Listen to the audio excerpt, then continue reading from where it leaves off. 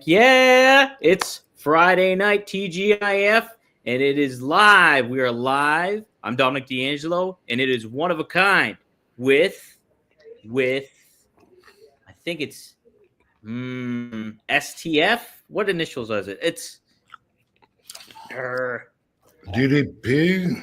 DDP. No. MVP. I'm close. I No. think. Hey, can you help me out? Who is it? Rob Van Dam. Thanks, baby. Heck yeah. I love it. That was perfect. I love it. Well, hey guys, Rob, how are you, man? Super, dude. It's been a good week, productive week. Just had a show not too many days ago. Yeah.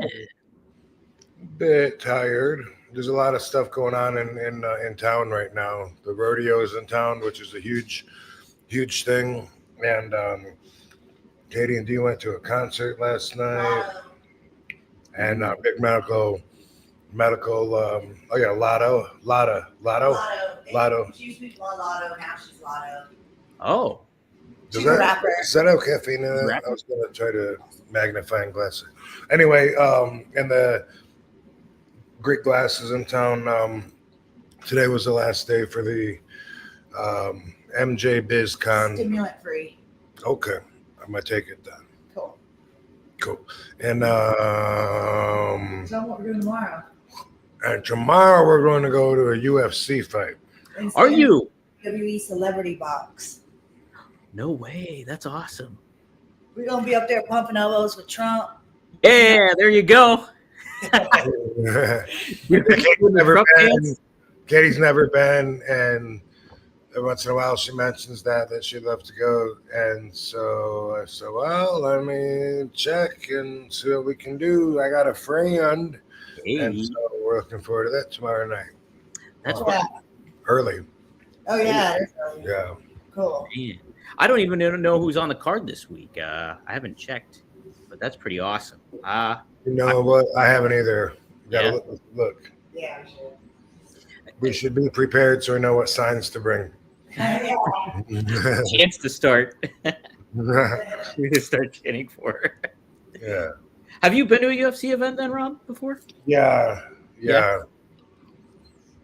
I used to hang out with a dude that was an MMA fighter, Justin McCauley. And I have been a few times with him. I might have even seen him fight, I think, one time. But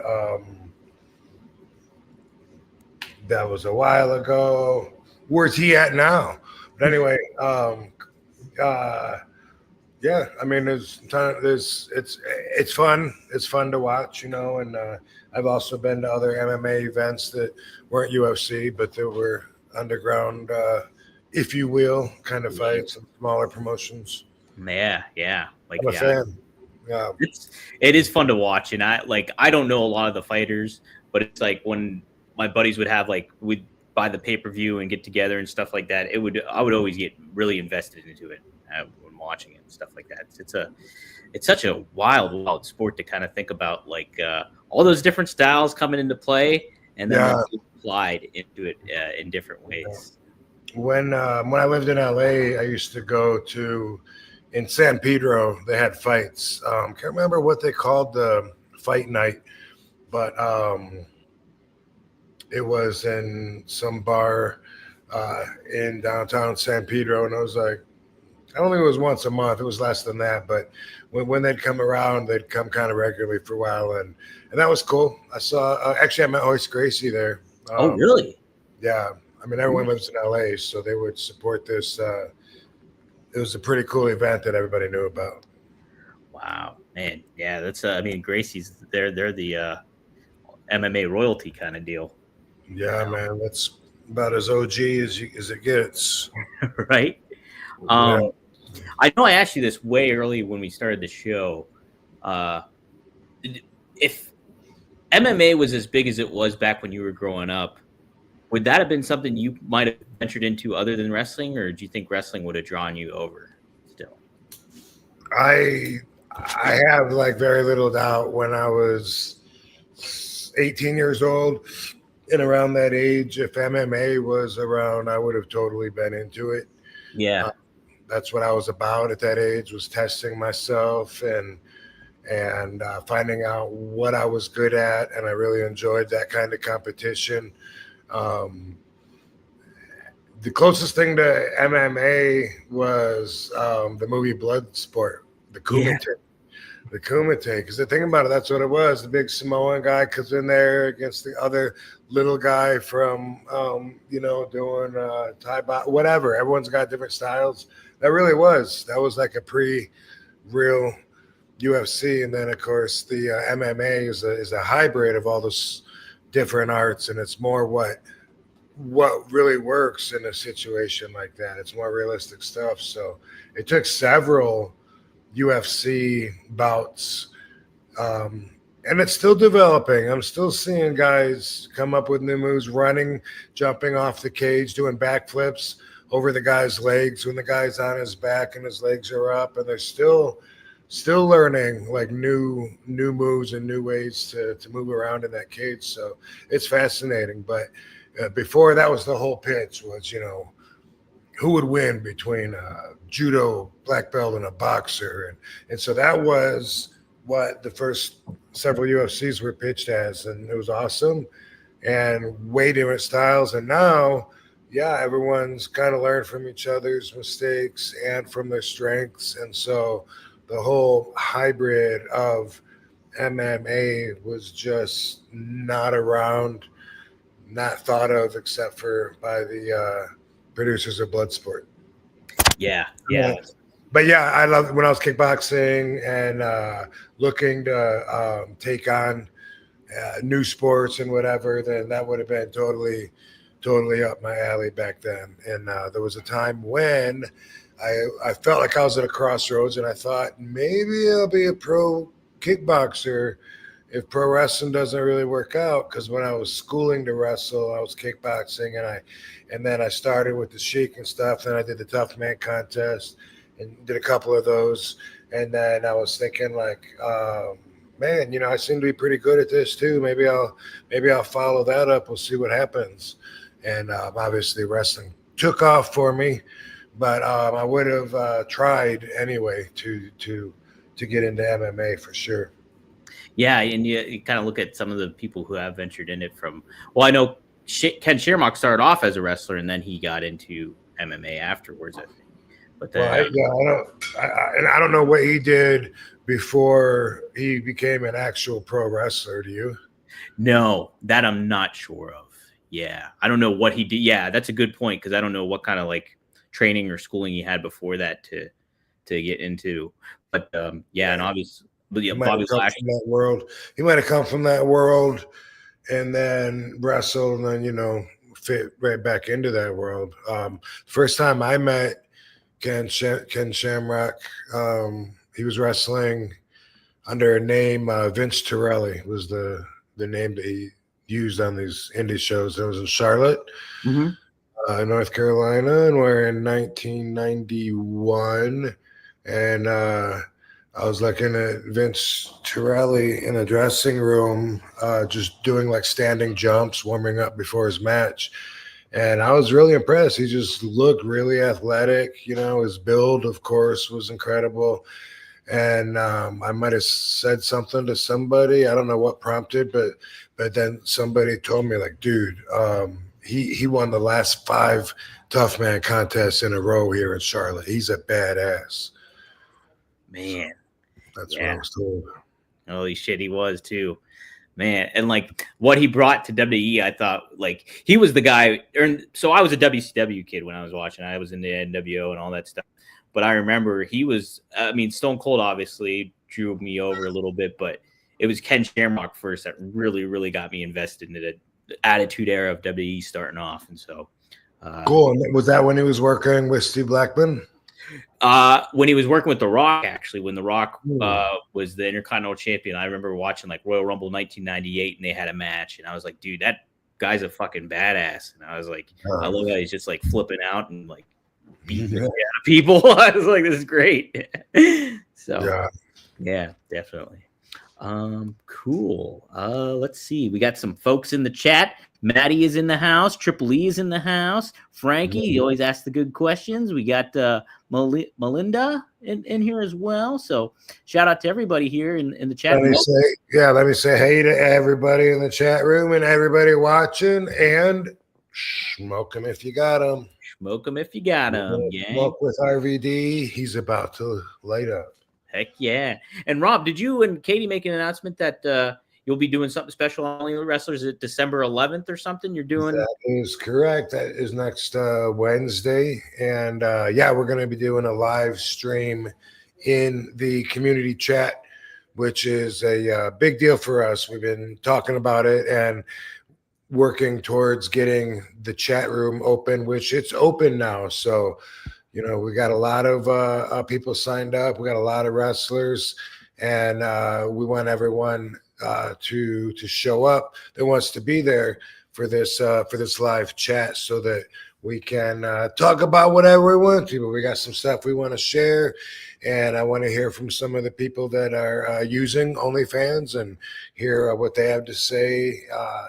Give them a little info on what we got planned, coming up, but also other wrestlers, if you have questions and you want to pop in there and ask us, how to do something, stories, videos on your wall, whatever, dude, it is up and live. So have no other thoughts about it, because some people are still saying, when it gets up and running and stuff, let me know. Dude, we're up, running live, having fun with it. You may have seen we are sponsoring some of the or maybe all of the JCW shows, and they're a big part now of Only Wrestlers. They get it. So if you're a clown, you want to follow Joe Bruce and you want to follow JCW on Only Wrestlers. And they'll be telling you if they haven't already, because they're shooting all kinds of content. And it's a great way for him and his fans and his partner too, whoever, Shaggy, to stay in contact. So it's awesome for all the people, the wrestlers that want to use the platform to connect with their fans. Just tell them to follow you on there, and boom, the rest is already set up for you. So very cool. Why would we be doing that, dude? With the JCW, if you could show their schedule, I emailed that to you a little earlier. If there's a way you could pop it up here, I wanted just to put them over, because they are running such a busy tour that it has to separate them from the jokers that don't know what they're doing. They're running so many shows a month, so many months, and I don't even think it's going to stop at the end of the list. But are you able to show that? Yeah, I have it on my phone right now, so I have all the dates. I'll email it to myself, and then I will pop it up on the screen, because there's a lot of good dates there, and they're making their rounds. They're going around here too. So yeah, they are. So super impressed with them, and nobody else. Outside of maybe the Dub, and maybe I don't know how often AEW runs. I have no idea, but obviously those two would be considered, I guess, the two top companies that are running. No one outside of them is covering the map like ICP, like they're. With ICP and with JCW, the wrestling. So they're doing the wrestling shows. Then I guess they're probably having the concerts. I don't know if it's the same as a tour every night. I don't know. I'm not a tour manager, but they definitely got my support, and I'm getting as involved with them as I can. Dude, that's the thing too about Violent J, is he gets it. Like, he gets the marketing aspect of it all. He gets the wrestling aspect of it all. And obviously you remember him from the early days too, but he's just like invested in the whole aspect of it all. And that's what's great to see about it. Yeah. Stoked to have him on Only Wrestlers, because he's really going to help us get the word out, help explain it, and help show how cool it can be too, because he's got some great stuff in mind to share with his fans.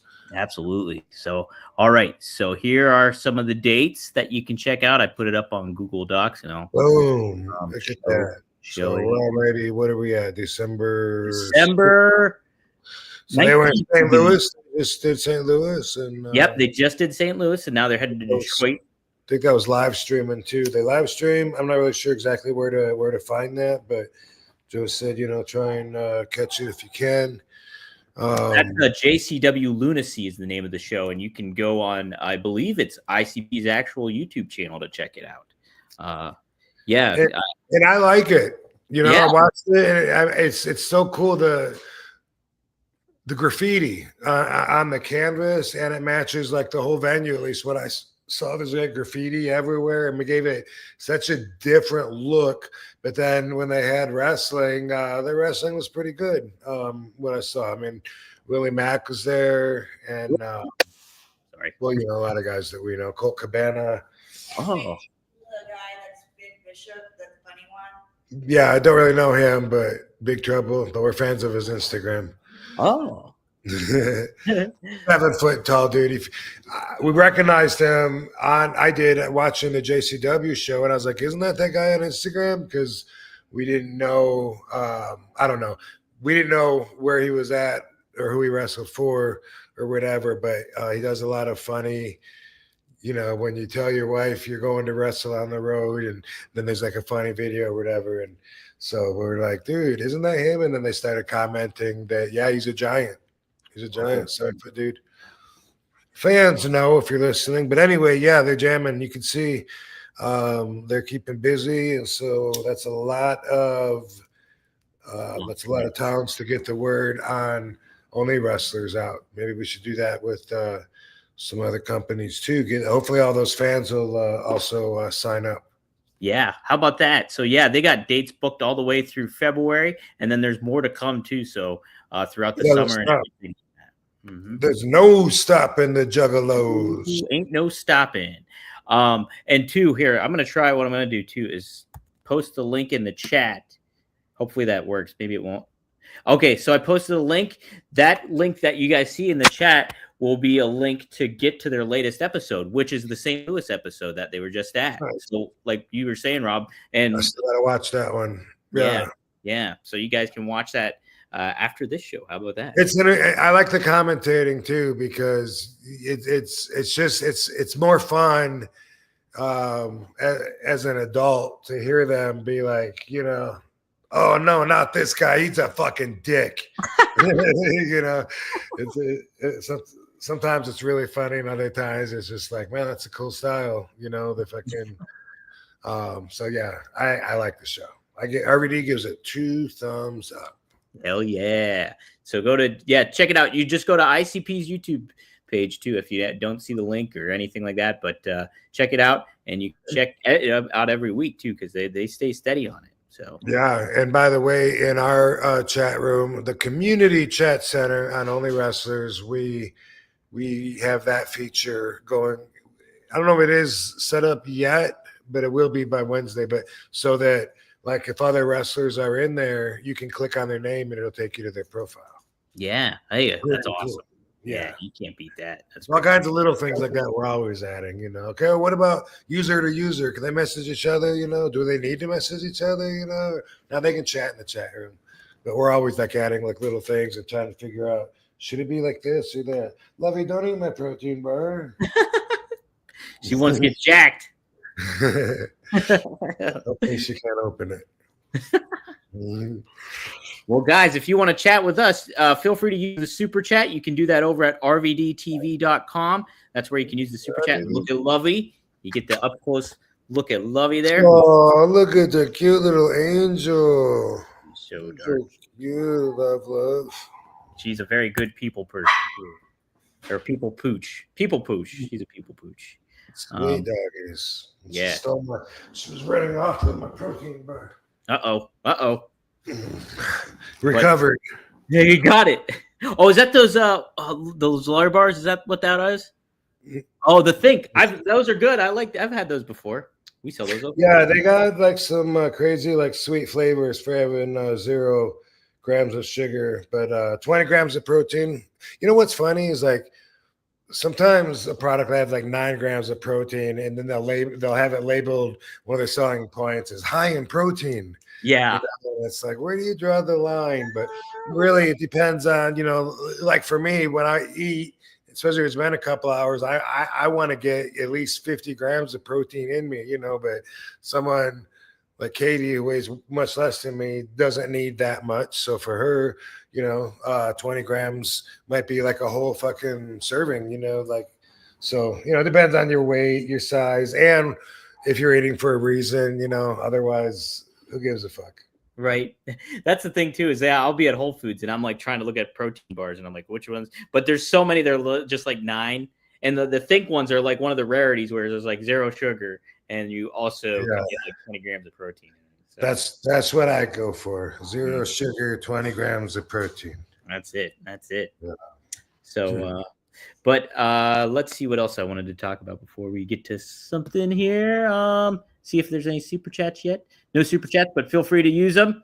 It helps out the show. If you're watching, you can tune in and subscribe at rvdtv.com, or be sure to subscribe to Rob Van Dam's YouTube channel as well. We are both on there. What? Speaking of that, I got to look and see when that date is for my demonetization appeal process. Yeah. I might miss it. Like they said, you're fucked until like December something, and then you can appeal it again. And if I sleep on this and miss it, they might say I don't have another chance till February or something. I might be like, well, fuck it, another 2 months, because I haven't been even hardly going to look at the comments. The fans can't. They can't do the tipping there. It's something that I care less. I still have a ton of footage from conventions and stuff that I want to either put together or send to YouTube Chris and have him put them together for my YouTube page. But we've been waiting for this date to come by to see if maybe they can lift a ban on me and believe that I own Rob Van Dam. Yeah, right? That's the thing, too. It's you on here. So you should be able to use that stuff. You would think. Yeah, you would think. What was the other thing I was going to mention too about? But yeah, either way. Here we go. We do got a super chat from Frankie Turizo. $2. Thanks, Frankie. He says, who are some of your favorite guys to wrestle in All Japan? Oh, that's a good question. Yeah.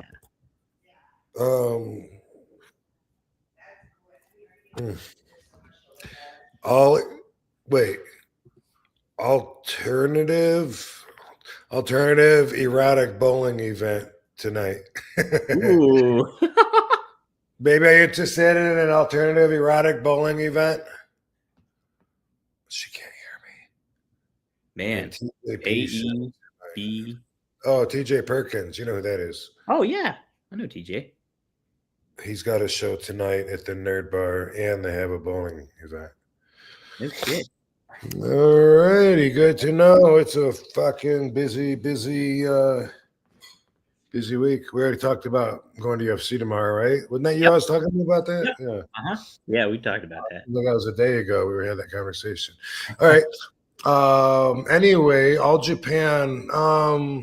I really liked wrestling. Well, I liked wrestling the young boys because I could, be stronger then. I could look better squashing them or beating the shit out of them or have fun matches with them because they like my style. They like doing flipping and flying. And so a lot of times because of that, I'd be like, oh, cool, I got Shiga or I got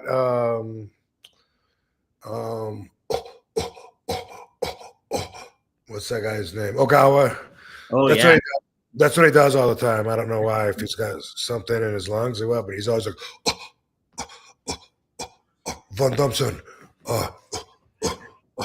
you are very, very cool. No. I liked, what was that dude's name? Well, I liked working with him. I forgot his name too.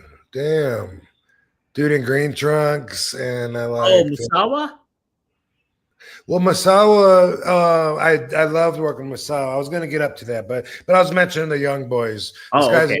Asako is the guy. I couldn't think of his name. Oh, okay. And anyway, so I enjoyed the young boys because I was going to be able to do a lot more of my shit, and they were going to enjoy that too. So it was going to be more fun in that way. I liked Masawa because he was like top guy, superstar, but was also super cool, and I could get my shit in on him. When I was going to wrestle Kawada, I was going to pretty much get this shit kicked out of me. And then if I started doing some of my moves, he was just going to tag out. And also, you know, there was Taue. Kabashi, I like being in there with Kabashi. I like the chance that I like the way that a lot of it back then, we didn't talk about a lot of the match. So when you're out there, you're doing like what we would call catch can. And you know, like fucking go like you're gonna lock up with somebody, but then like jump down and then like grab their leg and try and leg dive them as a shoot. You know what I mean? Like that whole part of it, a lot of people don't do anymore, but that was actually fun part of it. We would tag in and out several times and not be anywhere near the part of the match where we knew what was going to happen. We would just be having fun, warming up, tagging, working with each other. And so, you know, through a lot of that stuff, it was cool. I'll always remember with Masawa, he went to throw a spin kick, and I was able to duck under it and go in and dive at his leg. And I was just like, man, I bet that looked like I knew what I was doing. But you do, especially after you're doing it for a while, and you can, you know, learn to get in what you can and you look good. And that's a lot of times where some of the competition comes in that people would never even think about, you know. And I've never understood why my peers think that because they get hurt that makes wrestling real. Mm-hmm. Now, I hate that F word myself because it's insulting. Then people say, is it fake? But the answer that wrestlers always give is like, how'd I tear my ACL if it's fake? Well, that just means you fucked up, right? Yeah. I mean, you could be a ballet dancer and then twist your ankle, and does that all of a sudden mean the ballet dance wasn't choreographed? Right. So I don't get that. I don't get that, why they feel so good about saying that. But my whole career, I've always listened to people saying, oh, fake? 12 stitches right there. So what, man? That means you fucked up. You're probably doing something that you shouldn't be doing because it's out of your realm and you suck at it. And we talk about that later, maybe. But anyway, I've never got that. But when you're doing the catch can and you're trying to look good, and guess what? You are attracting the people. You're entertaining them, whether it's your charisma or whether it's your cool personality or whether it's your violent atrociousness or whatever that vibe is that you're putting out there from you, creating this personality in the wrestling ring. Guess what? That is competition. You know, I'm wrestling against this guy. One of us is going to be moving forward on the card and filling up that spot, challenging for the championship or whatever. I want it. You think this guy doesn't want the same spot? You think he doesn't want it more than me? You think he doesn't want to make more money than me? You think that he's going to say, oh, no, pay Rob more. Fuck no. You know, that's the kind of shit that makes it competitive, is we're individually doing what we can to stand out, to get as high as we can, no pun intended, in our careers. And guess what? We compete by being the best at what we're doing. That makes it real competition, not the fact that I broke every one of these fingers in my hand. You know, so what? You know, so so what? That's like I mean, I can talk to stuntmen in movies that give you a big injury list of when they crashed the car into the building, and you know, they got this and this and this. Does that mean that the crash wasn't set up, that it was real? Fuck no. So you don't get anywhere with me by taking that perspective. I don't know if it works on other people, you know. Then they go, well, I guess the action's real, but it's choreographed. Dude, the way I just explained it to you, we're all out looking for ourselves, wanting to get ourselves ahead. And you know who gets ahead? The guys that are the most selfish. Yeah, that's it. That's totally it. Because yeah, there's a competition that's still in the ring, and it's going on. Like, yeah, maybe the outcome is predetermined or whatever it is, but what goes on between you guys and gals, it's a competition. You're trying to make yourself stand out, not just from a wrestling in the ring standpoint, but persona, everything like that. And that certainly is not, fake. So, it's definitely it. Good stuff. Good question too, Frankie. Yeah. Did I mention everybody? I mean, I liked working Kamara, Ben Peacock, Kamala too. I liked working Danny Crawford. I didn't really like working with Stan very much because it was going to hurt and needlessly. He was just going to be careless but I prefer tagging with him, even though he would still sometimes fucking hurt me. I've told this story lots of times. At one time, I'm in the ring, the legal guy in the ring, and when I came close enough with my back to the corner, Stan just came in and for no reason, and he pushed on the side of my head, pushed me out of the way sideways, and it kinked my neck. And that's him just coming in to get himself over so he can look like he's a big aggressive bull, because he really is. There's nothing professional about that. It fucking snapped my neck. It was kinked for like a week. It fucking hurt. Like every match, I was like, fuck, that's going to hurt doing the frog splash. And then, fuck, man, why do you have to do that? He don't give a fuck. He's out for himself, just like a lot of people. Man, yeah. I mean, it's like, like I was saying, we all are to an extent. But when it comes like that, he wants everyone to know he's a bull in a China closet or whatever they say, and you're the glass. Yeah. I know that's the thing, is like you want to still take care of the opponent in the ring and everything like that. It's part of the job with a lot of people. He is his partner, not even his opponent. You know what I mean? But anyway, Bobby Duncan Jr., I love that guy. And I also liked wrestling him. I liked wrestling guys I could build too, like by having like their best matches, which of course is a lot of people, but I've been wrestling in Japan since I was really green. And it took a while till I got to the point where I'm taking everybody's finishes the best and shit like that. Yeah. That's the thing too, is making it all work. So I like it. I wanted to talk about, so WWE made it official today that Jesse Ventura will be commentating on Saturday night's main event. So he's back in the mix. Want to get your thoughts on Jesse Ventura overall, and what do you like about, if you do like about him, what do you like about him as a commentator and stuff, and what he brings? Yeah, I think that's cool for the retro value of it. I grew up watching Saturday night's main event, is a big fan, and I love hearing Jesse Ventura talking, commentating, him and Vince McMahon doing play-by-play. That was the shit. I didn't know Vince owned the company back then. A lot of us didn't know, but the way they would play off of each other, that was the heel babyface split that helped us understand everything about wrestling, right up there with Bobby Heenan and Gorilla Monsoon. Fuck yeah. And what I like about him, there's a lot to like about Jesse. He was always the cool guy. It was always the heel, the entertaining way watching him commentate. If the straight guy commentator was to say, my God, look at him completely cheating with behind the ref's back, and Jesse could be like, I didn't see anything.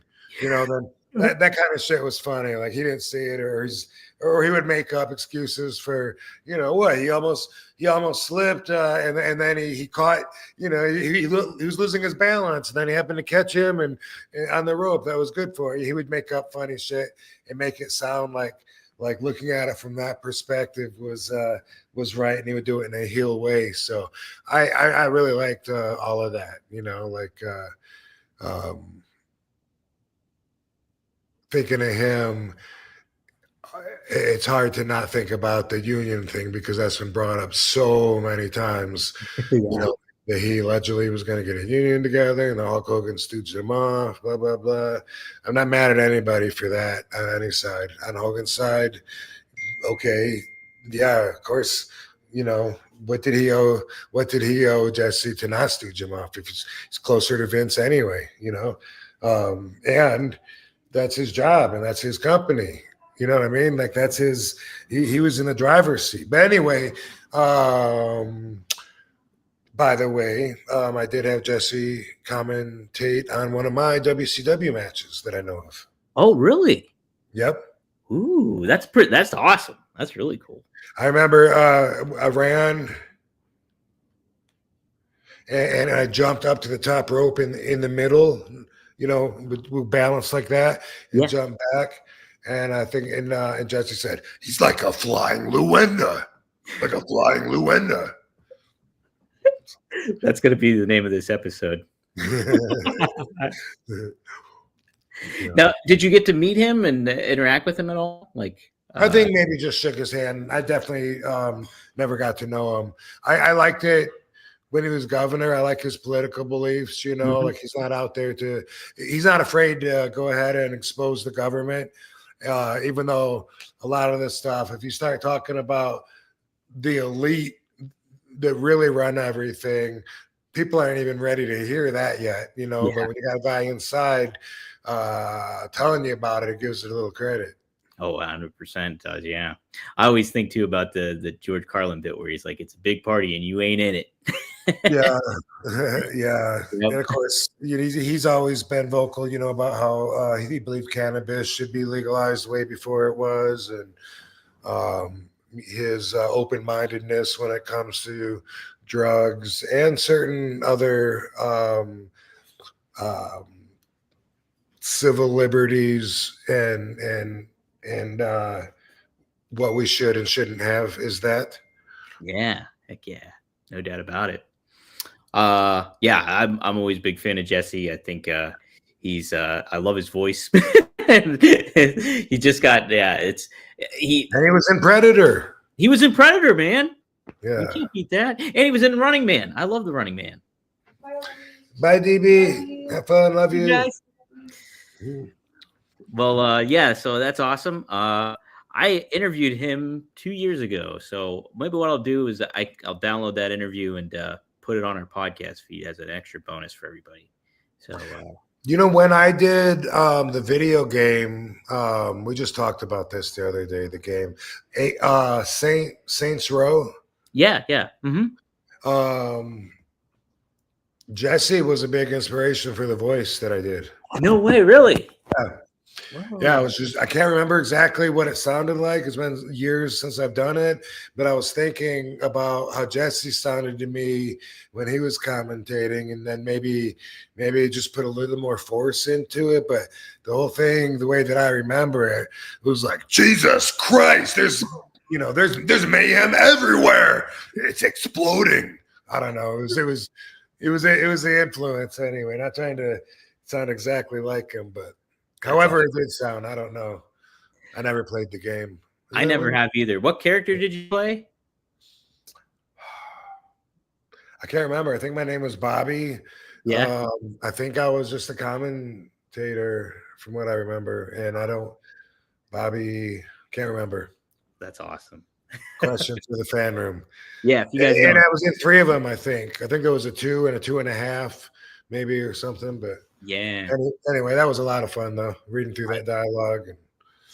I bet that's a blast. Do you always kind of want to do more voice work? Would that be something you'd be voice work is fun? Yeah, I don't like my own voice. I understand that that's common with a lot of people. They don't like their own voice, but it is fun, and I would definitely be cool with doing more of it. With one thing that you do, like when you're doing movies, it's called ADR, and it's you know what that is? I've heard of it before. I can't remember what that stands for though. ADR. Right. I think it might be automatic dialogue replacement. That's or automatic digital. Yeah, I'm not really. Automated dialogue replacement. Automated dialogue replacement. ADR. But sometimes it's not just dialogue, but you'll also do sound effects and stuff. You know, so like I do a lot of like when I do fight scenes, I'll have to go to the studio afterwards and time it, you know, and watch it. So I can go,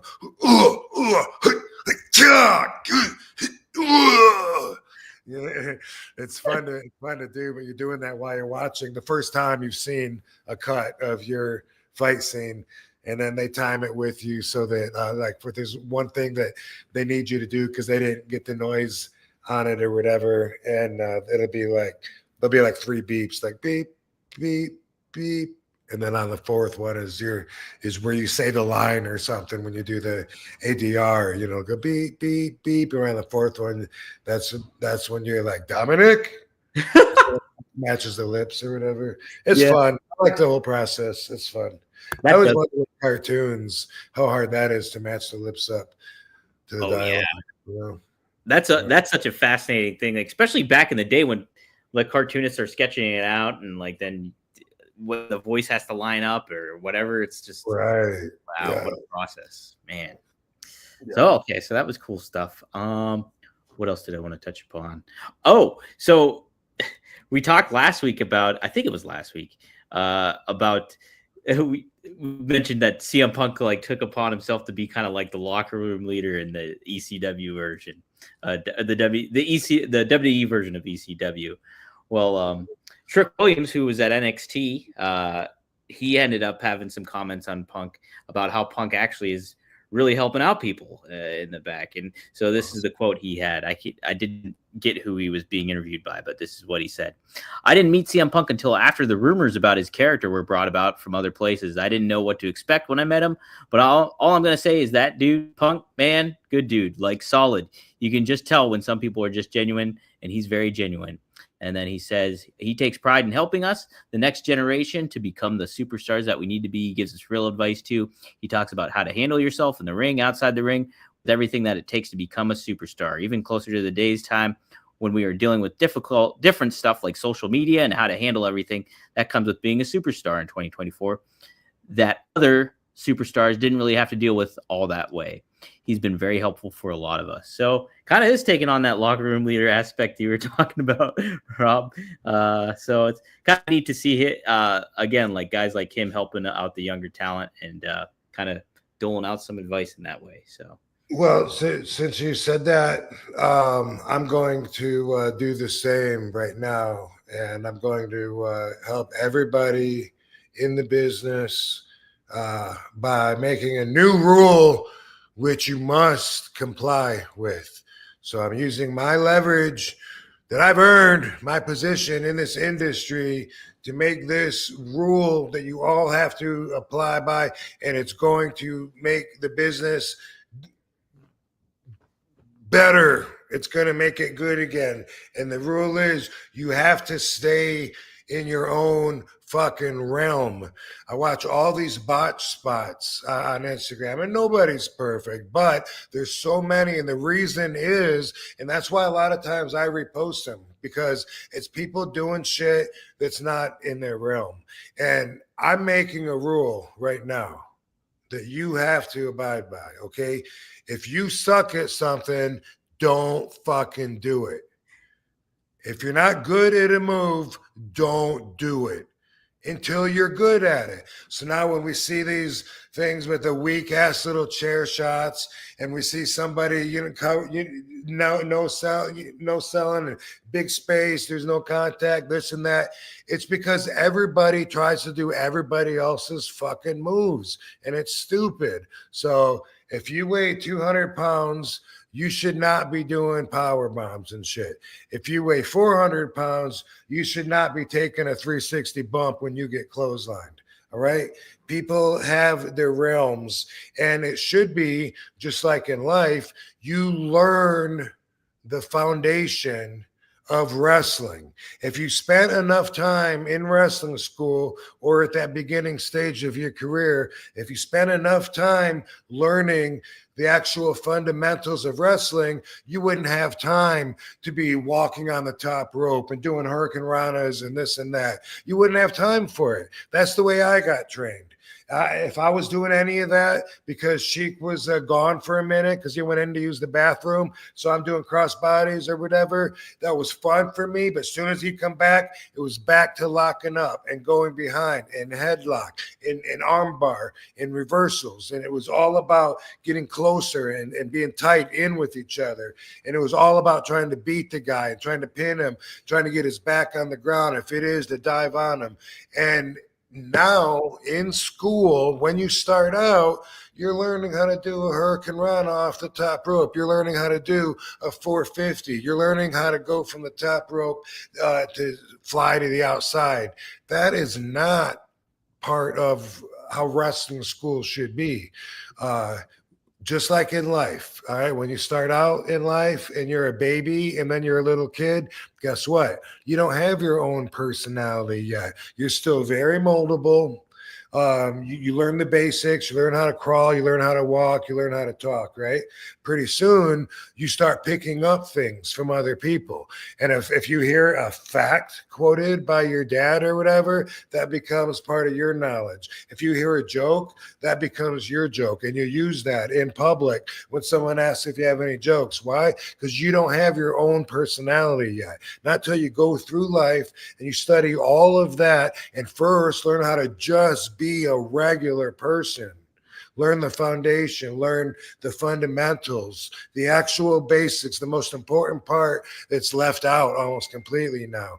If you just like with life, if you just learn how to feed yourself and all that, and don't worry about whether you're going to get a tattoo and how you're going to wear your hair. You're a fucking baby. Give us some time, right? And then you go through life and then you get there. And then guess what? All babies look alike. They're all twins. But guess what? Eventually, they'll start looking different. They'll start having their own looks, their own different personalities. That's the way that you should approach wrestling too. You should learn how to lock up and go behind and pin. And that's the rule that I'm making right now is that it's everybody that's trying to do everybody else's moves. No. If you suck, you should not do the move. Not on TV. Unless you're good at it, don't do it. We talked about me punching, right? My punches used to suck. And because I would do them on TV, that would stand out of my entire match. I'd have a kick-ass match, all these moves in ECW, and then somebody would say afterwards something about, someone finally said, I think it was Sabu, said, don't throw punches, just throw forearms. And I said, well, that makes sense. Until I learn how to punch, that's what I'm going to do. Blackjack Lanza taught me to punch. And since like 2002 or so, I love my punches better than they're my favorite punches. And people don't even notice, like they might. But if you look at anything since then you'll see what I'm talking about. The fact that you don't notice is because, boom, that polished off everything that I needed. Don't forget, if you suck, don't do the move. If you suck at the move, if you're not good at the move, don't do it. Don't do it on TV. Not everybody belongs using the chairs as the art form that it is. We do a lot of impressive shit with it. It doesn't mean everybody can do it. And it's probably the agent's fault. The agents are probably setting up the matches, thinking of the storyline and just thinking this is something anybody could do. How about, we have a heel run in behind the ref's back and do something cheap, but also keep this in mind. Are they going to suck doing the moves? Because if so, take it out. Yeah. That's my contribution to CM Punk's contribution. I like it. And you know what, Rob? I was thinking about the comparison it could be too, is it's almost like when you do stand-up comedy, a lot of like famous comics, they'll go to just a small club, just to work new material. And it's not being televised. They're not doing it on a special.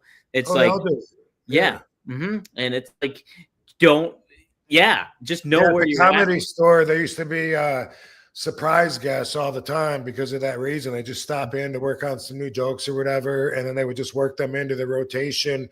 So there was certain nights you'd go there, and just for hours and hours, you could just see this fucking rotation of a huge mega star lineup sometimes there.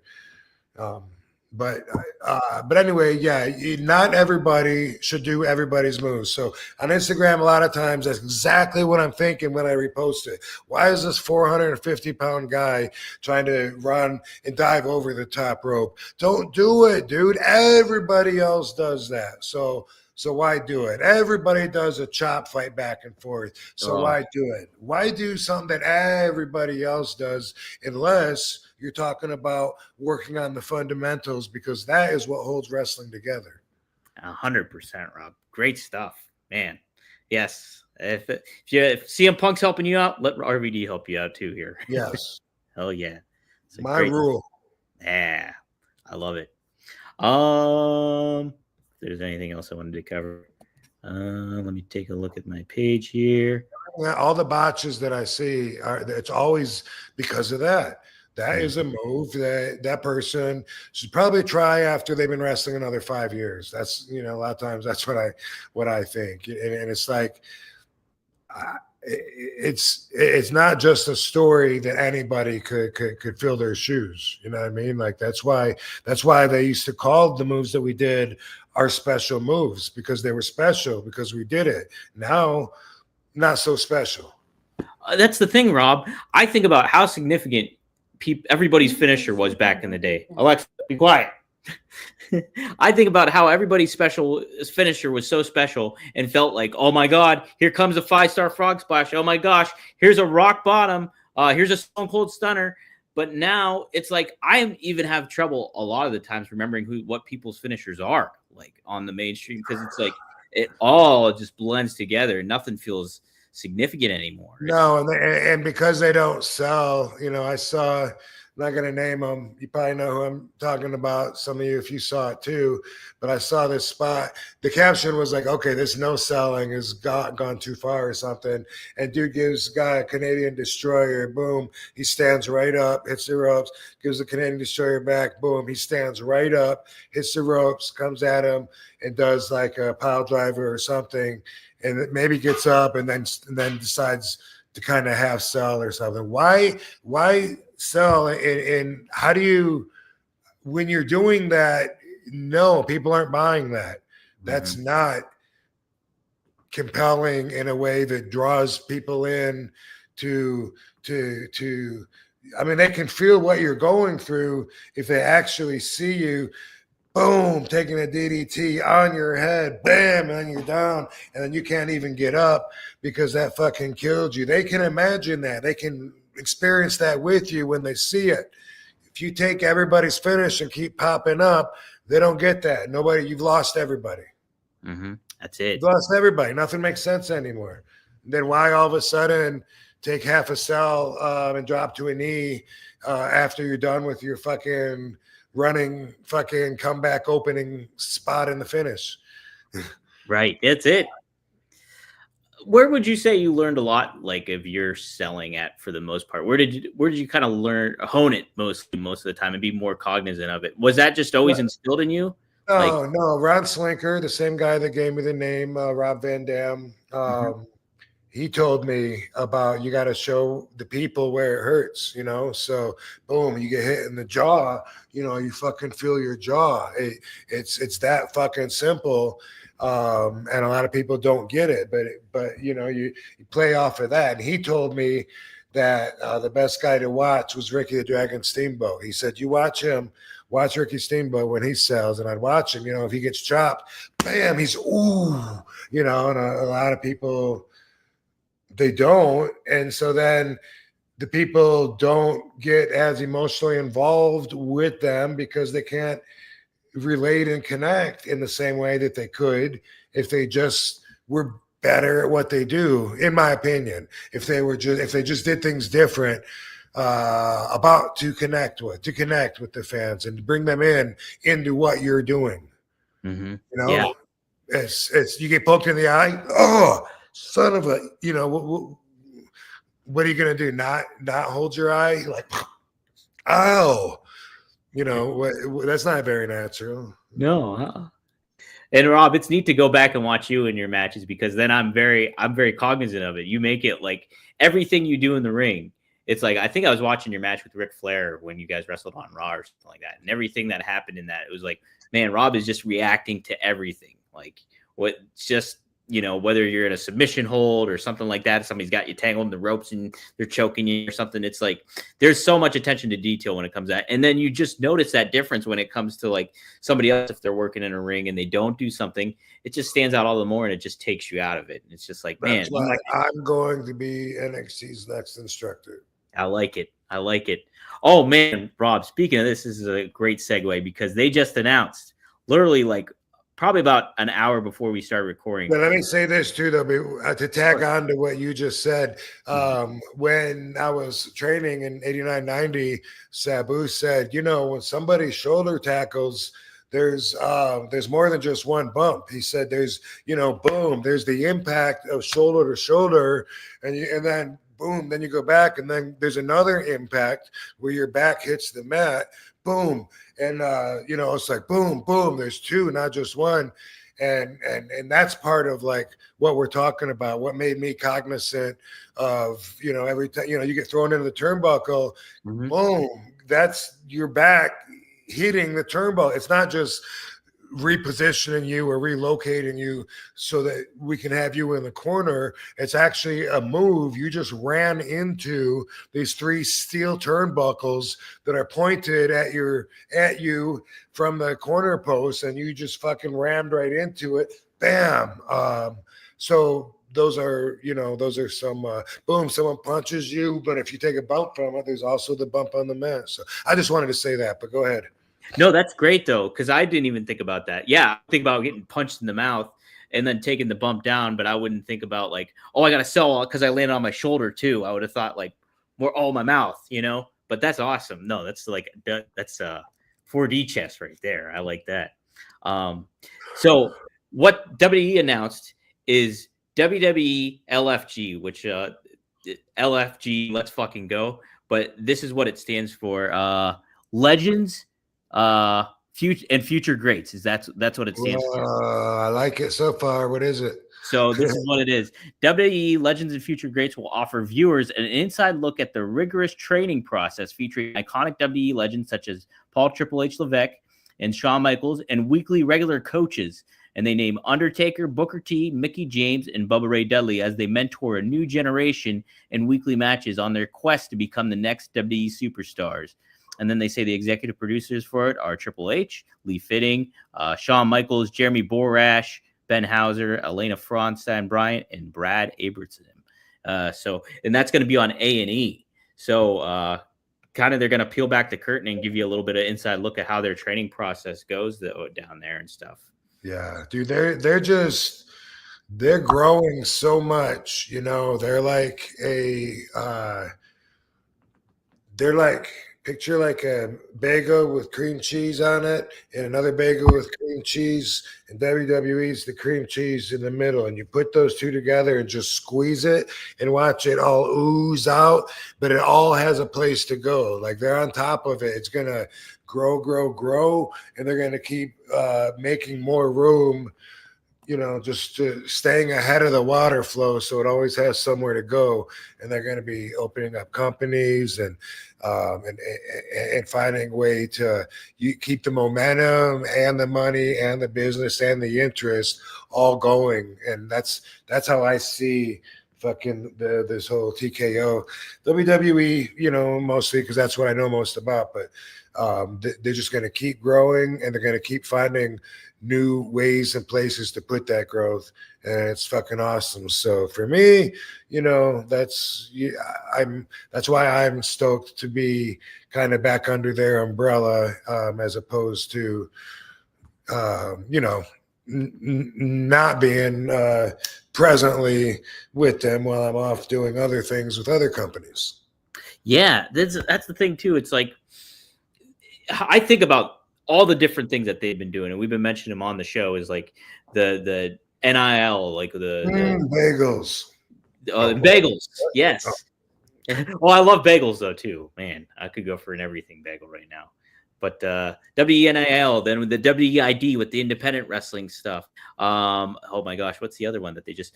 Oh yeah, the ID, and then this now too. It's just there's so much that they're reaching out and like they're pulling stuff in and making it feel really really cool. And like I think about like this is probably going to be not to the level like a competition where it's a reality show, but like get you behind the curtain like the Tough Enough did and stuff like that, where it's just they'll show you the process and it'll be a really really neat thing that fans can really latch onto and be like, oh, that person was on WLFG and I want to follow their career along. So it's a really really neat concept. I want to follow them on Only Wrestlers. On Only Wrestlers, exactly.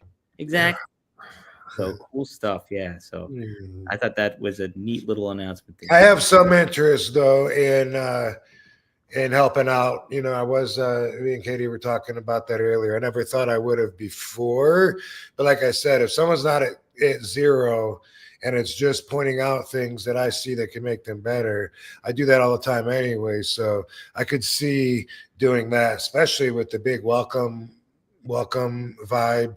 You know, like you're welcome here anytime. It's that really encourages that as well. Me feeling like, oh, maybe I could see me sometime, maybe, you know, lending a hand in that way, doing that. But I couldn't see that before, and now I can. And so Katie says about she wants to see me commentate, and I'm like, I still can't see that one. Like I can't imagine acting like I'm really excited about something I'm watching that is not exciting me at all. I don't think that's for me. That's a tough thing to kind of do too. It's just like would be on there and like, oh my god, look at that, and like it's a different element for sure. But yeah, you'd be a hell of a trainer, that's for sure. Like giving the pointers and everything like that, you know. I don't think you'd be bad at commentary though either. But I'd be like, why did the ref just count? Like the shoulder clearly wasn't fucking up, and like, oh, she thought she kicked out just because she kicked her legs, but she left her shoulder. Can we rewind that? No rewind. All right, fuck it. No rewind. What? It's like JR. You sometimes see how he kind of slides it in there when he's doing commentary. Now he'll be like, "Well, I don't understand why they did that." Like he'll say stuff like that right out of the blue. It's just like I like it when they're honest about like, you know, maybe a partial connect there. I don't think he got him all the way like he wanted to. I mean, why not? That's it. You can't. Yeah. You don't want to fool the. We're seeing it. Yeah. Instead of saying, "Oh my God, did you see that? That hit came way out of left field." Like, come on, are you watching the same show we are? Right. Like, what the hell? All right, let me do a little advertising here. But in the meantime, while I get that up, I wanted to also, yes, like Rob said earlier, be sure to sign up for Only Wrestlers if you're tuning in and you haven't heard about it. OnlyWrestlers.com. We got 10,000 people watching. We have, let me take a look here. Tune in and tune on. We currently have 6,300 and growing at the moment. So if you guys are tuning in right now, yeah, be sure to sign up for OnlyWrestlers.com. Get early in on the process. There's already like over 7 pages, I think, of wrestlers right now. You can check it out. And there's so much that you can kind of do, and you can sign up early and get in free with a free subscription to Rob's channel and to Katie's channel, and many more talents are joining in on that. So be sure to join in and get early in on that process. So yes, that's a big thing to look out for. Also, wanted to also mention you can subscribe to our podcast feed anywhere you get it. So you just type in One of a Kind with RVD. Get a good rating on Spotify or on Apple iTunes, whatever they call it now, and so help support the show. Get the word out about it. And what I want to get the word out about is Via. Via is one of our. I love it. I take the. We love it. CBD one, which is the Elevate, but I've also been cutting a couple of them in half, and those have been very good too. But if you need a break from the crowded stores and the endless gifts list, restore your zen and embrace the natural power of hemp this holiday season with Via. This holiday season, unwind and recharge with Via. Whether you're enjoying a quiet evening at home or embracing the festive cheer, Via's premium THC and THC-free gummies will help you find your perfect holiday balance. Via is well renowned for their award-winning THC and THC-free gummies and vapes, THC-A flower, soothing topicals, and calming drops, all crafted with the highest quality hemp sourced from trusted independently owned American farms. And the best part, Via legally ships in nearly all states in the United States in discreet packaging directly to your door with a worry-free guarantee. No medical card required. And right now, Via is having a huge holiday sale. For a limited time, you can save up to 25% off site-wide, plus 50% off select items in bundles. And if you're hearing this post-sale, you can still save by using the code RVD for 15% off. So if you're 21 plus, check out our link to Via's website in the description. So like I said, I really like the Flow State one, and you can try that out. But there's so many other ones that you can do, and the gummies are good too. I like them. So this holiday season, gift yourself with some peace of mind. If you're 21, check out the link to Via in our description for a limited time. Like I said, during the holidays, 25% off site-wide, but 50% off select items and bundles. So in this ad post sale, yeah, you can get 15% off too. Use the promo code RD. After you purchase, they will ask you where you heard about them. Please support our show and tell them that we sent you this holiday season. Enhance your everyday with Via. So there we go. And like Rob said earlier in the show, Greek Glass was in Las Vegas, and they got together with Rob, and they did a big promotion. So you can go to GreekGlass.com or RVD420.com and get your own special RVD glass, and you can smoke along with RVD, and it's really, really cool, high quality glass work. They do an amazing job. Here's a couple images right here. Boom, check that one out. That's the Tiger one. Yes. Yeah, when you hold one of those things, you can't help but just kind of picture, like, because it's so thick and heavy, you kind of picture like, man, that would fuck someone up if I hit them over the head with this. How about that, right? So you guys can go to RVD420.com and get your own Greek glass there. Also, before we continue on to, let me just get a little plug about a new merchandise. I got a new item. Dang it, I didn't put it up on the freaking thing here. Yes, but go to 1tsport.com and you can check out some new RVD merch. As you see right there is a crew neck sweater. You got the dragon tee, and look at this. I just made this today. Boom.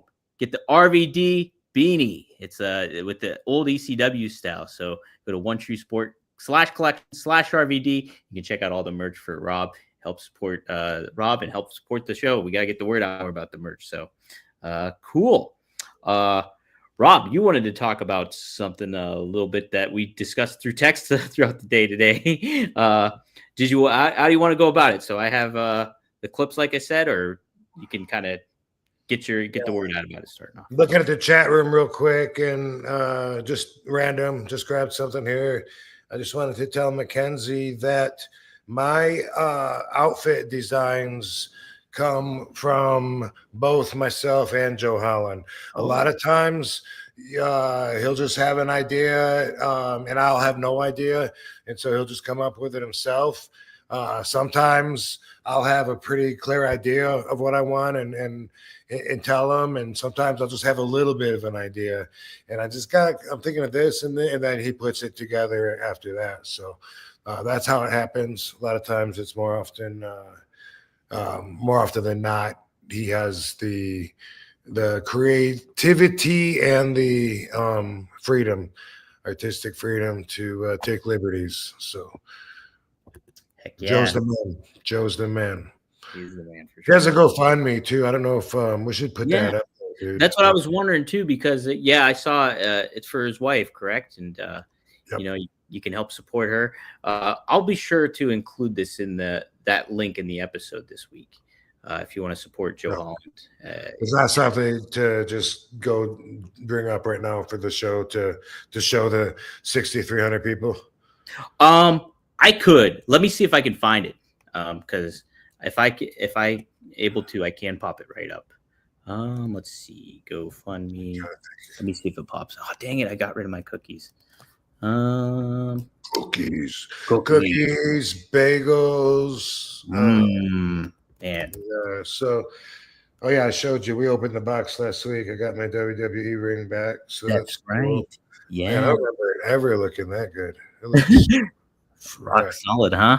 Be careful with it now. Like no more push-ups on my knuckles on the floor while I'm wearing the ring. Are you gonna still wear it to like all the events, you think, or are you gonna be selective in that one too? Nah, I'll wear it to the events. That's what it's for. Yeah, heck yeah, man. No doubt about it. All right. Yes, so I have it here. Let me see if I can pull up the share screen I again. might wear it to the UFC tomorrow. Ooh. I just wear my wrestling gear tomorrow too. Ooh, really? Tape up the shin Yeah, pads. why not? You never know. Always bring your gear. That's what you think when you're a kid. Like, man, if I was him, I would just be like that. I'd wear my belt everywhere. Carry that all around. But here it is, guys. If you want to support Joe Holland and his wife, you can do that. Support Wendy's battle with cancer. They're raising a $4,220 raise. Help them get to the goal. I will be sure to post the link, like I said, in the thing in the description below and on the podcast stuff. So if you're watching afterwards, be sure to take a look and see if you can help support them. Be a big help. So there's Joe, the Elvis looking husband right there. Mm-hmm. Yeah, they got a ways to go, and she's in the medical field. She's like a nurse, so for years, whenever I need help, I will call and ask her, her advice on different stuff. And now, man, she's got, as you can read, she's got a big long laundry list of stuff that's gone bad on her, including stage 4. Cancer, so she's fighting all that right now, and so thanks for putting that out there, dude. That's good to absolutely. Definitely get the word out about it, and be sure to send some help if you can, or at least share the GoFundMe if you're able to as well, and help get the word out. So prayers for Wendy and Joe for sure. So cool. And as for the other thing, if you could play the video of him talking about professionalism first. Okay.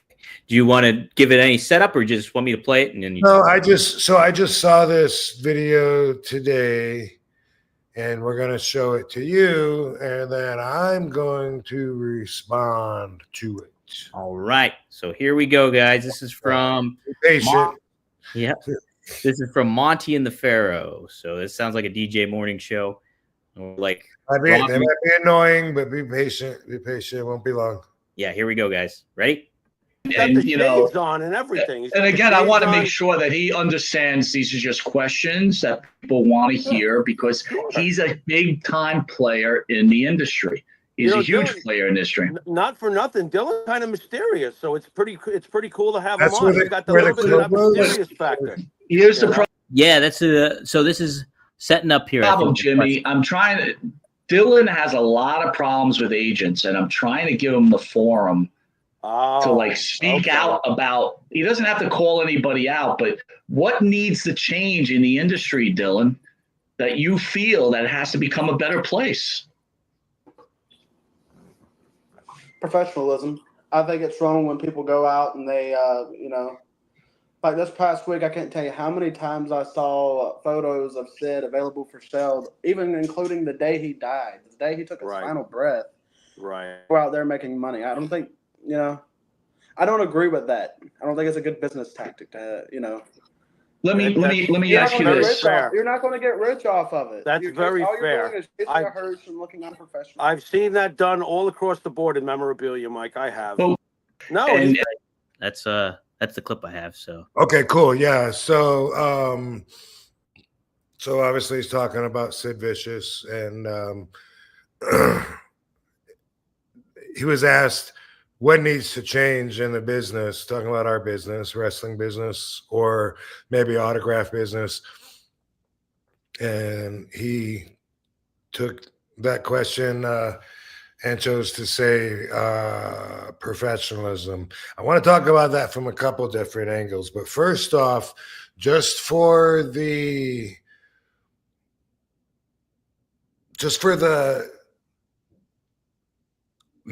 possibly thought-provoking reason, I want to explain why I don't agree with him. Because he's butthurt that people were selling Sid Vicious pictures when he died and saying on there, saying somewhere that, you're not going to be able to get this anymore, his autograph or whatever. And he seems hurt over that. And he said, come on, man. I mean, there's better ways to do. I just got to say, honestly, I don't see the problem with that. Mm-hmm. I don't.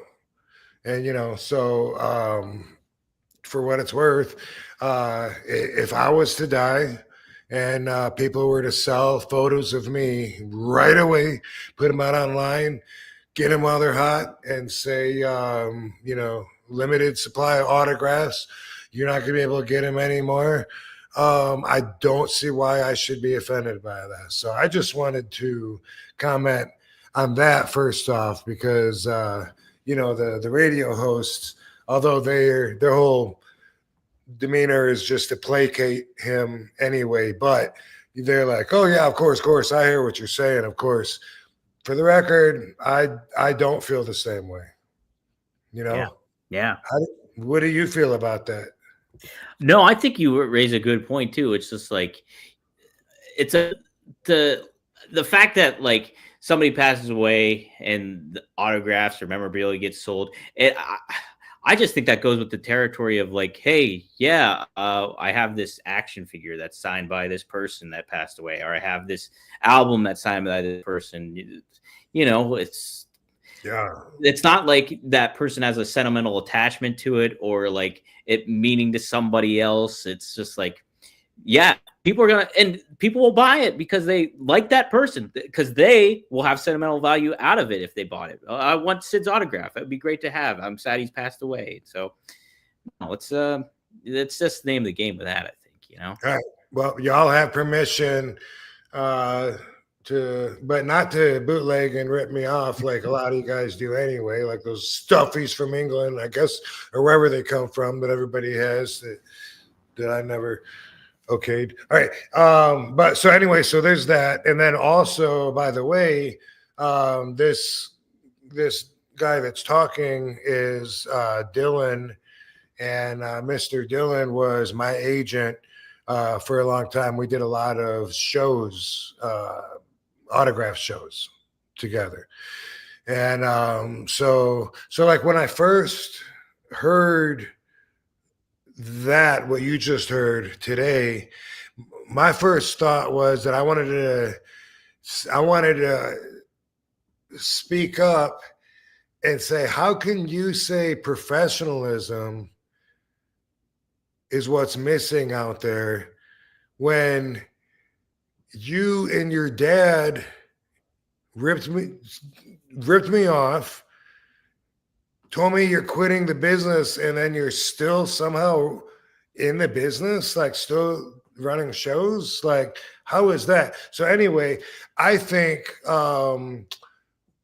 what is missing in the business that would make it better would be contracts for one, deposits, because I always work for a deposit. But when I asked Bobby, his dad, for Bobby Fulton, for a deposit, that when I first started working for him, he said the same thing that he says about contracts.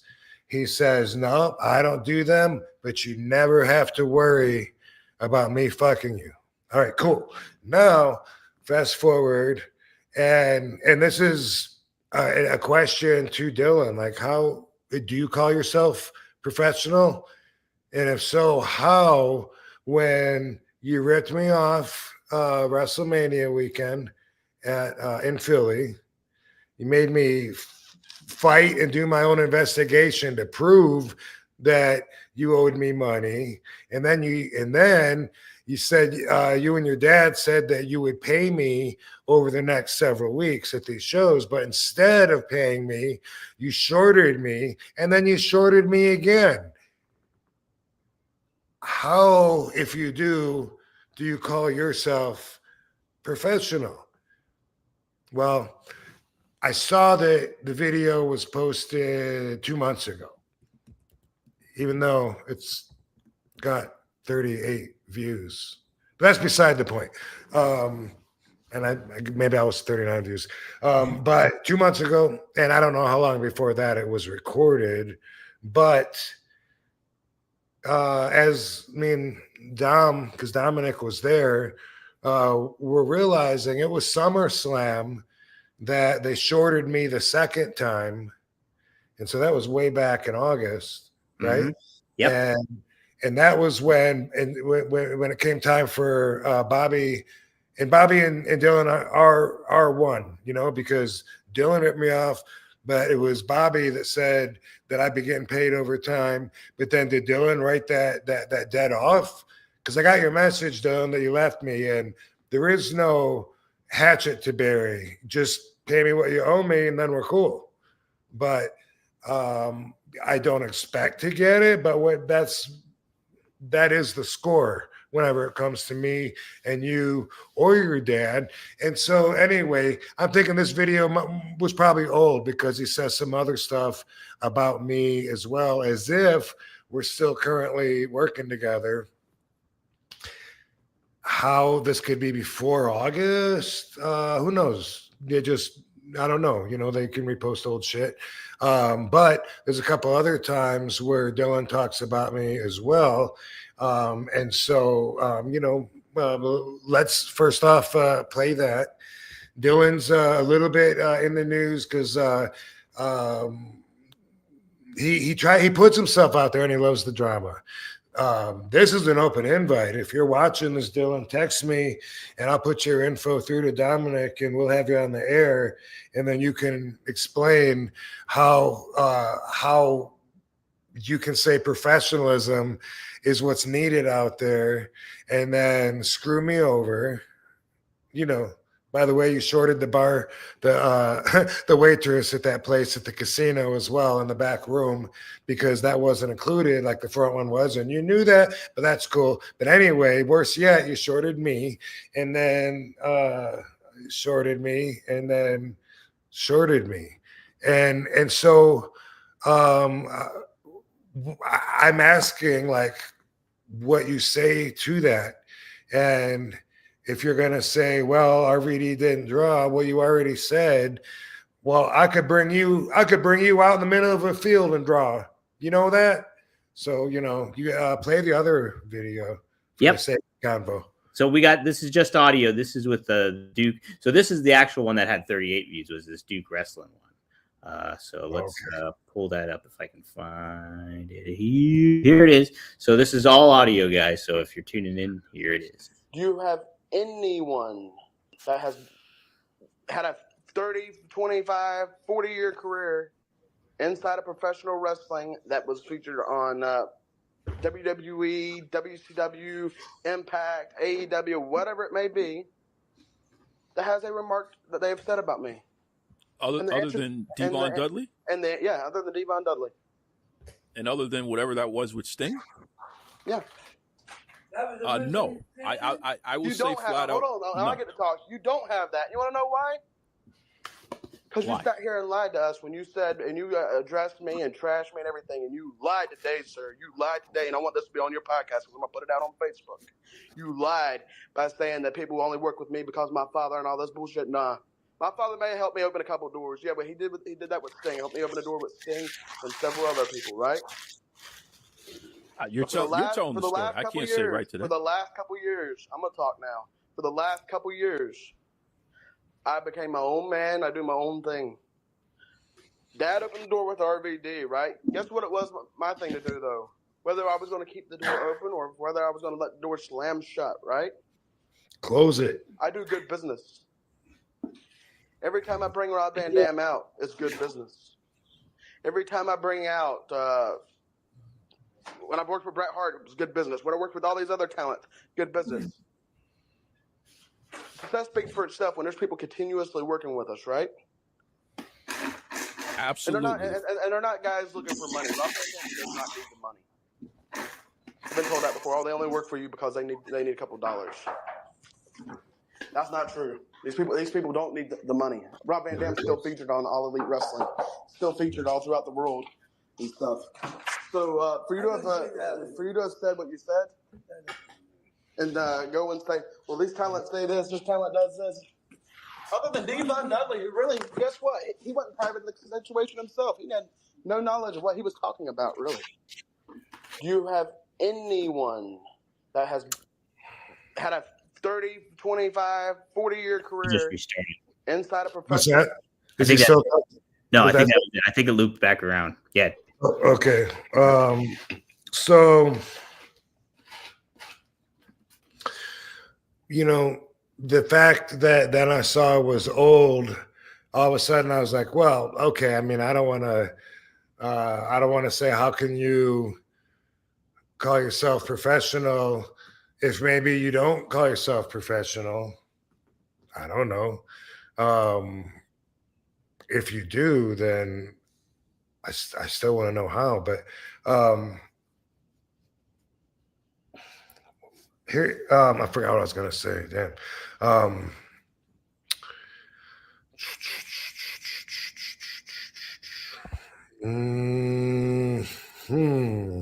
Was it calling yourself professional? Was it the fact? Okay, here's what it is. Sorry. That's okay. Sorry, y'all. Got a lot on my mind. So anyway, I was thinking, if this is old, then there's no reason to comment on it. It's not like he's out there now, saying all this stuff. But then I see this poster for a wrestling show for December 14th that him and his dad appear to be running. Look at this. It's a WrestleMania. Everybody in the industry is there.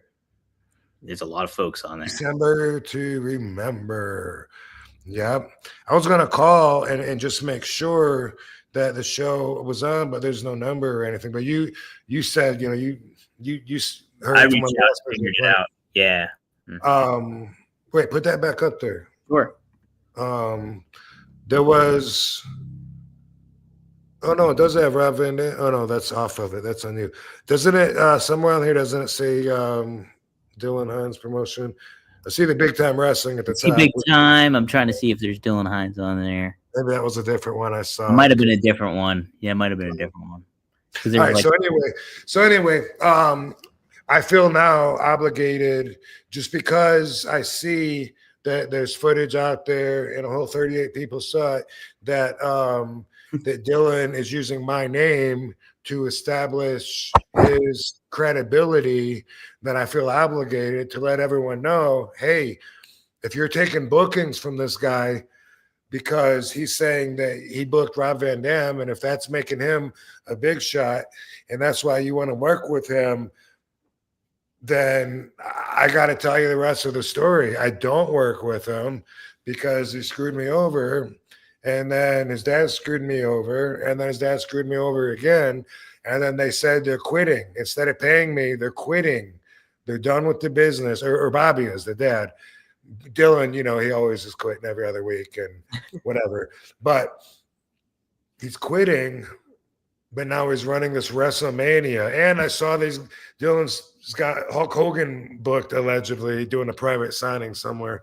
So I just want to say for the record, for anybody listening that thinks since RVD approves it, it's cool. No, RVD does not approve it. There you go. Yeah. So yeah, just be on the lookout. Good warning issue out there. And yeah. Ooh, boy. Yeah. What a business, huh? Jeez. Yeah. Not out here crying, but that inspired me when I saw the video of him standing up for his business ethics, and and using my name, and so I just want to set the record straight. Have to, Right. That's all.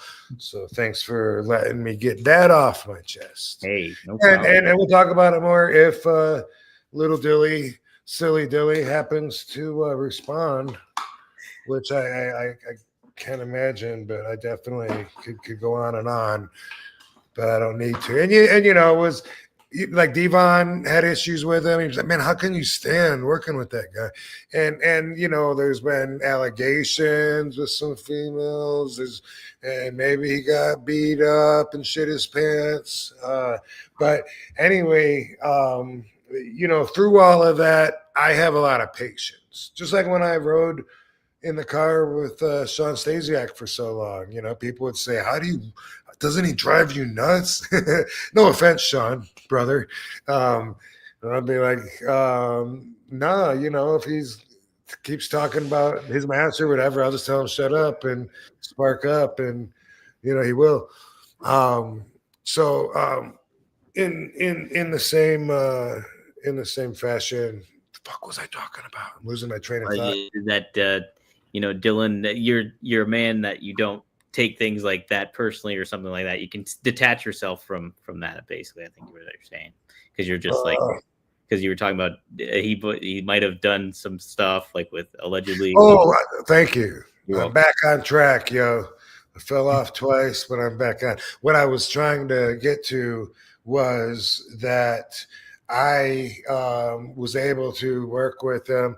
I have a lot of patience. I know that he has special circumstances that require extra patience, and so I was able to hang in there a long time and didn't really have a problem with it until I did, and then and then he, you know, screwed me over, and then screwed me over, and screwed me over, and then so now, you know, again, for the record, we don't work together.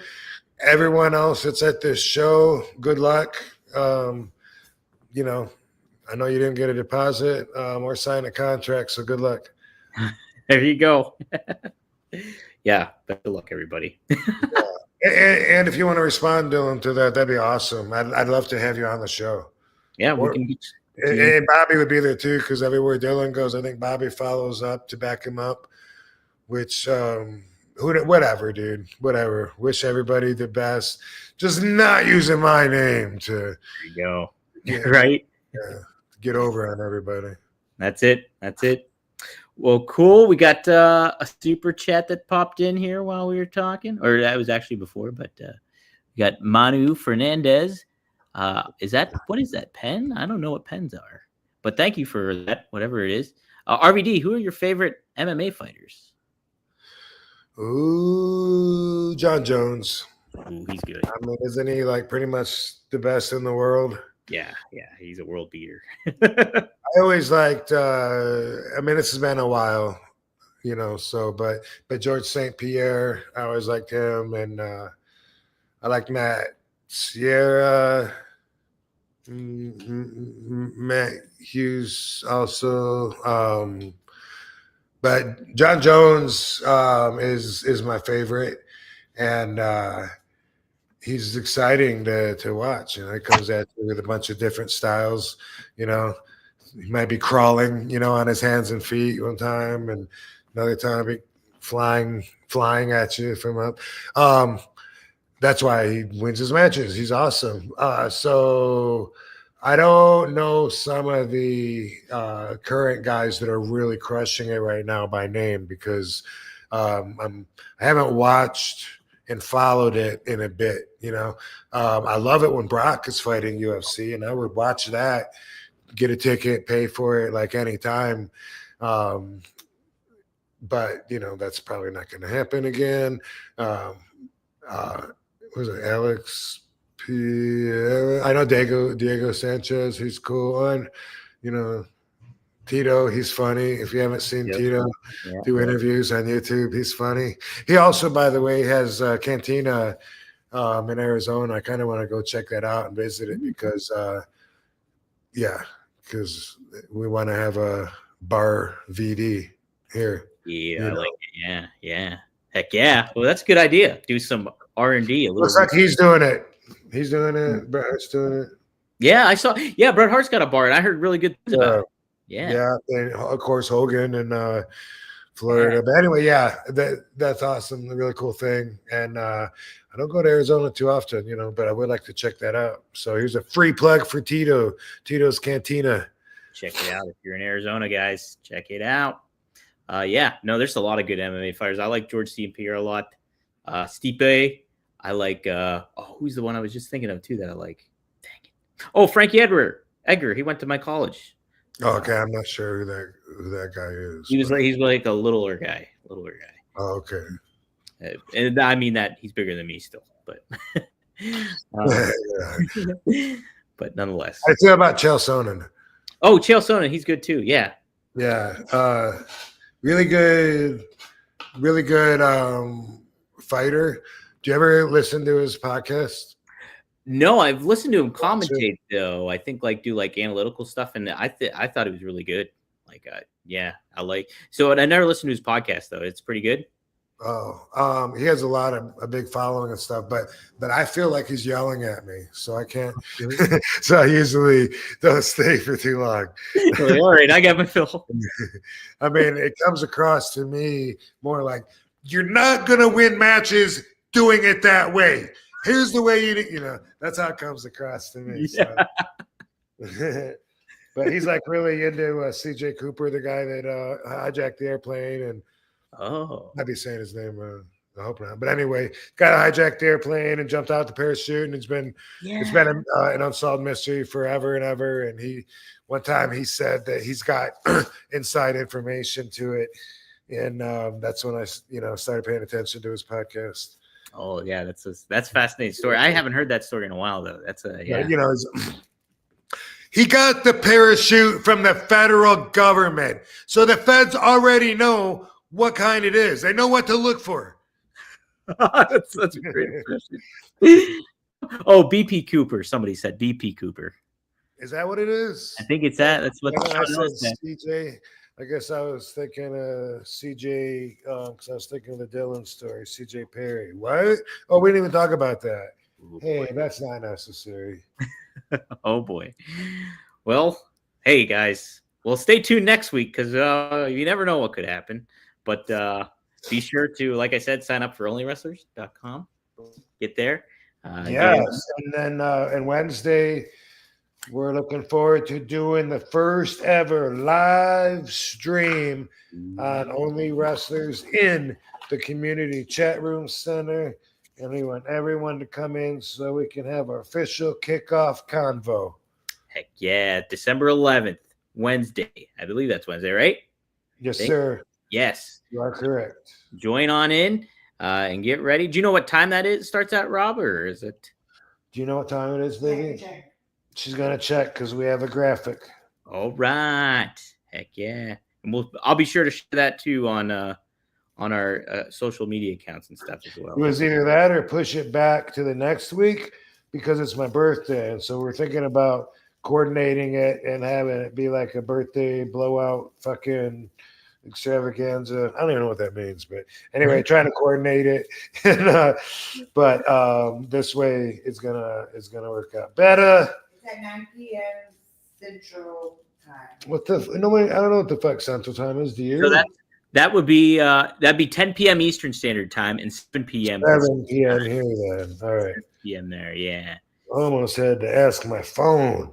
So much trouble. I'm so used to traveling to Chicago that I know that's Central Time now. So that got instilled in my brain. But yes, so next Wednesday, 7 p.m. Pacific Time or 10 p.m. Eastern Standard Time, you can join in with Rob and Katie live on the community chat. Be sure to do that. Yeah, and first and many, because eventually, as I've said, we want to be able to do podcasts on there and stuff. I don't even know if we have the whatever you need, because doing a live stream is different, right? Oh, we're doing a live stream though. We're doing a live stream, and it's their stream. But what about having all these graphics on there and shit like that? Is that something that you could do doing a live stream in a chat room? Possibly. I'm not sure. I'd have to log in and try to do a chat room thing, maybe on my own. From my account, like from my Only Wrestlers account, would I be able to try and test that out? Because maybe we could. I don't know. We had to, my partners manually approve which talent, and then not everybody automatically got approved to automatically go in it. Okay, so maybe It might take some experimentation, but there might be a way to do it. I'm not always learning, always growing, and we're doing it together. Yeah, that's it. We're in this together, guys. So thank you for being together with us. Yes, get the word out about Only Wrestlers. Get the word out about rvdtv.com, rvd420.com. Be sure to hit that up. Go to 1tsport.com as well for all the merchandise stuff we got cooking, and enjoy everything. Oh, and Rob, you still got rolling papers too on your website? Is that something people can do? I do have RVD roll. Well, these are they're on they're right. RobVanDam.com. You can go there, and then it'll send you to my eBay dude.